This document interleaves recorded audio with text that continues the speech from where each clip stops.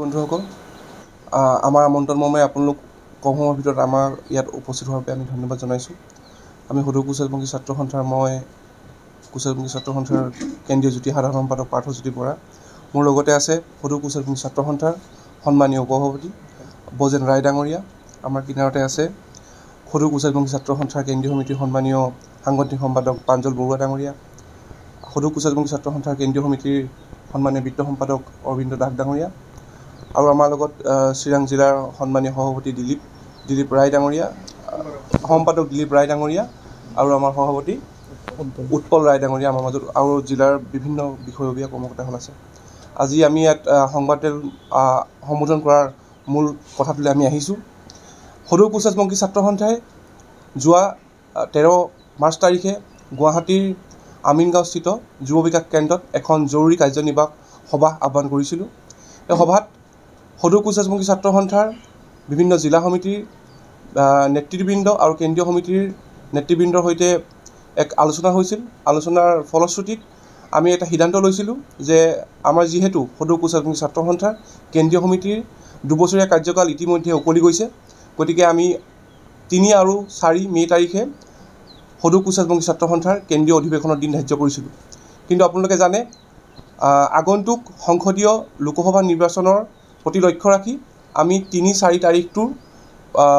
আমি পিছলৈ কৰি পিনি আমি 25 আৰু 26 তাৰিখে সদৌ কুশলপন্থী ছাত্ৰ সন্থাৰ কেন্দ্ৰীয় অধিৱেশনৰ দিন ধাৰ্য কৰিছোঁ। আৰু আমি আপোনালোকক অৱগত কৰিব বিচাৰোঁ যে বিগত আমি 1.5 বছৰ ধৰি আমি সদৌ কুশলপন্থী ছাত্ৰ সন্থাই বহুধাবিভক্ত গোটকেইটা আমি যৌথভাৱে আমি কাৰ্যসূচী চলাই আছিলোঁ। কিন্তু বিভিন্ন জিলা সমিতি আৰু কেন্দ্ৰীয় সমিতিৰ যি আহ্বান বা তেওঁলোকৰ যি সিদ্ধান্ত, তেওঁলোকৰ সিদ্ধান্তৰ মতে আমি সদৌ কুশলপন্থী ছাত্ৰ সন্থাৰ মূল গোটে বৰ্তমান অধিৱেশন আমি কৰিবলৈ আগবাঢ়ি গৈছোঁ। দ্বিতীয়তে, আপোনালোকে জানে যে অসম চৰকাৰ আৰু ভাৰত চৰকাৰে জোৰ জুলুম কৰি পিনি অসমৰ ভূখণ্ডত বহিদেশৰ পৰা তেওঁলোকে নাগৰিক অসমত সংস্থাপিত কৰিবলৈ লৈছে, যিহেতু কেবখন তেওঁলোকে বলবৎ কৰিছে। ইয়াৰ সদৌ কুশলপন্থী ছাত্ৰ সন্থাই আমি ইয়াৰ তীব্ৰ বিৰোধিতা কৰিছোঁ। বিৰোধিতা আমি এইবাবেই কৰিছোঁ, যিহেতু অসমত বাস কৰা খিলঞ্জীয়া জাতি জনগোষ্ঠীৰ বৰ্তমান ভূমি সুৰক্ষা নাই, ৰাজনৈতিক অধিকাৰ বৰ্তমান আমাৰ সুৰক্ষিত হৈ থকা নাই। আমি বিভিন্ন সময়ত চৰকাৰ পক্ষক বা মুখ্যমন্ত্ৰীক আমি আহ্বান জনাইছিলোঁ যে 6 জনগোষ্ঠী জনজাতিকৰণ কৰাৰ লগে লগে অসম এখন জনজাতীয় ৰাজ্যলৈ পৰিণত হ'ব, আৰু ইয়াত বাস কৰা প্ৰতিটো জাতি জনগোষ্ঠী অনাদি অনন্ত কাললৈ তেওঁলোক আমি সুৰক্ষিত হৈ থাকিব পাৰিম। কিন্তু চৰকাৰে 6 জনগোষ্ঠী জনজাতিকৰণ কৰাটো দূৰৰে কথা, 6 জনগোষ্ঠী বা অসম ৰাজ্যৰ অসমীয়াৰ বা আমাৰ কমতাপুৰ ৰাজ্যৰ প্ৰতিজন ৰাইজৰ দাবীক তেওঁলোকে নস্যাৎ কৰি পিনি খুব জোৰ জুলুম কৰি তেওঁলোকে কেবখন অসমত বলবৎ কৰিছে। ইয়াৰ বিৰোধিতা আমাৰ আছে। আগন্তুক সময়ত আমাৰ কেন্দ্ৰীয় অধিৱেশনৰ পিছৰে নতুন সমিতিয়ে ইয়াৰ ওপৰত যি আমাৰ বিৰোধ আছে, ইয়াৰ বিৰোধ তেওঁলোকে কৰি যাব। দ্বিতীয়তে, আমি আপোনালোকক ক'ব বিচাৰোঁ, আপোনালোকে সকলো জানে যে বিগত 33টা বৰ্ষ সদৌ কুশলপন্থী ছাত্ৰ সন্থাই কুশলপন্থী জনগোষ্ঠীৰ ন্যায্য প্ৰাপ্তিৰ বাবে আমি বিভিন্ন ধৰণৰ আন্দোলনৰ কাৰ্যসূচী লৈ আহিছোঁ, বা আমি চৰকাৰৰ লগত বিভিন্ন সময়ত আলাপ আলোচনাত বহিছোঁ। কিন্তু বৰ্তমানলৈকে এই চৰকাৰখনে কোনো ধৰণৰ আমাক এক গঠনমূলক সিদ্ধান্ত তেওঁলোকে দিবলৈ বৰ্তমানলৈকে সক্ষম নহ'ল। আপোনালোকে জানে যে বিগত সময়ত যেতিয়া বিজেপি চৰকাৰ শাসনাধীষ্ঠ নাছিলে, তেতিয়াই নৰেন্দ্ৰ মোদীয়ে আমাৰ কুশলপন্থী ৰাইজ লগতে 6 জনগোষ্ঠীৰ ৰাইজক তেওঁলোকে কৈছিলে যে যেতিয়াই বিজেপিয়ে শাসনৰ বাকজয়ী লাভ কৰিব, তেতিয়াই তেওঁলোকে 6 জনগোষ্ঠী জনজাতিকৰণ কৰিব। কিন্তু 2টা কাৰ্যকাল শেষ হৈ যোৱাৰ পিছতো তেওঁলোকে কোনো ধৰণৰ বাস্তৱসন্মত পদক্ষেপ গ্ৰহণ নকৰিলে। আমি চৰকাৰক সুধিব বিচাৰিছোঁ, যদি আপোনালোকে কেবখন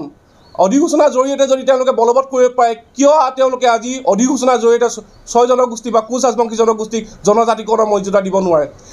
কুশলপন্থী জনগোষ্ঠীৰ এই চৰকাৰখন সম্পূৰ্ণ বিৰোধী। আপোনালোকে চাব, বিগত সময়বোৰত যে 2021 চনলৈকে কিন্তু অসম চৰকাৰৰ উদ্যোগত বীৰ চিলাৰায় বঁটা তেওঁলোকে প্ৰদান কৰি আহিছিল। অসমৰ লেখত ল'বলগীয়া বুদ্ধিজীৱী হওক বা বিভিন্ন ক্ষেত্ৰত কাম কৰা যিসকল ব্যক্তি, তেওঁলোকক কিন্তু অসম চৰকাৰে বীৰ চিলাৰায় বঁটা তেওঁলোকে দিছিলে। কিন্তু 2021 চনত শেষবাৰৰ বাবে ভোগেশ্বৰ বৰুৱাক বঙাইগাঁৱত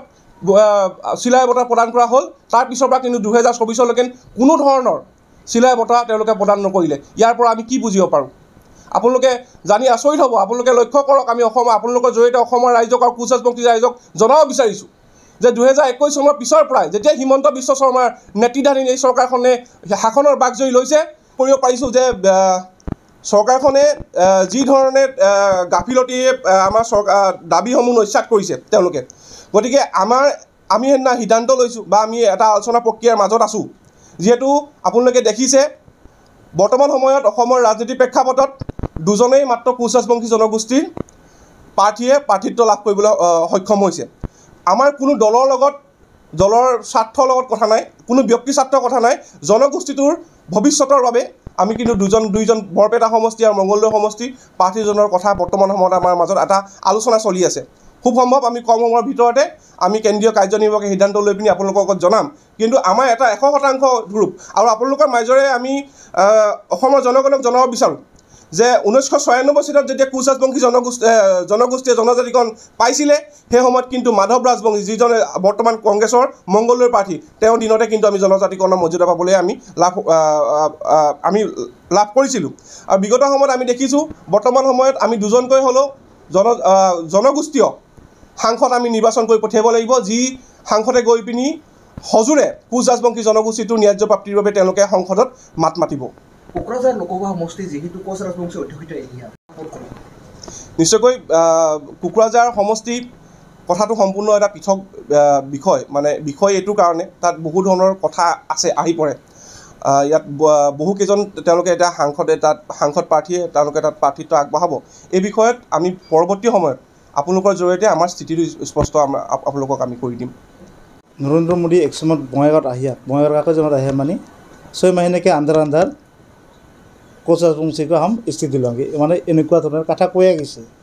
কথা দিয়া কথা নাৰাখা চৰকাৰৰ কোনো দাম নাই বিজেপিৰ কোনো কাম নাই সেইকাৰণে খালি উমাৰ খালি মনকে বাত শুনে কি শুনে উমাৰ মনে বাত শুনি থাকক আমাৰ সাধাৰণ মানে আমাৰ সৰ্বসাধাৰণ ৰাজ্যৰ মনোবাতত নুশুনে আমাৰ জাতি জনগোষ্ঠীৰ আমাৰ অসমীয়া লাগান কোনো মানে হেৰি নুশুনে সেইকাৰণে আমি এইবাৰ আমি থিৰাং কৰিছোঁ আমি সৰু কোচ ৰাজবংশী ছাত্ৰ সন্থাই বিজেপি হাটাও কোচ ৰাজবংশী বাচাওঁ এইবাৰ নিৰ্বাচনৰ আমাৰ মেইন কিবা হ'ব আৰু কি শ্লোগান আৰু আমি ইয়াৰ জৰিয়তে আমি দুখাই দিব লাগিব সঁচা কৰে আমাক প্ৰতাৰণা কৰা ফল সৰ্বসাধাৰণ ৰাইজেও জানিছে বুজি পাইছে অসমৰ কোচ ৰাজবংশীৰ লগতে 6 জনগোষ্ঠীয়ে বুজি পাইছে বাৰে খালি এটা নিৰ্বাচনী ইছ্যু হৈ মানে এই বছৰ খালি নিৰ্বাচনী ইস্তাহাৰৰ লেখাত খালি সীমাবদ্ধতা থাকে কিন্তু শাসকীয় দলপক্ষই কোনো দিনো ঠিকমতে মানে বিল পাছ নকৰে আমাৰ জনজাতিকৰণৰ কথা কোনো দিনত নকয় আৰু এই মানে আমাক মানে এই 6 জনগোষ্ঠীক লগতে কোচ ৰাজবংশীক মানে এই মানে জনজাতিকৰণ মানে কৰাৰ ক্ষেত্ৰত কোনো মানে হেৰি নাই আৰু সদিচ্ছা নাই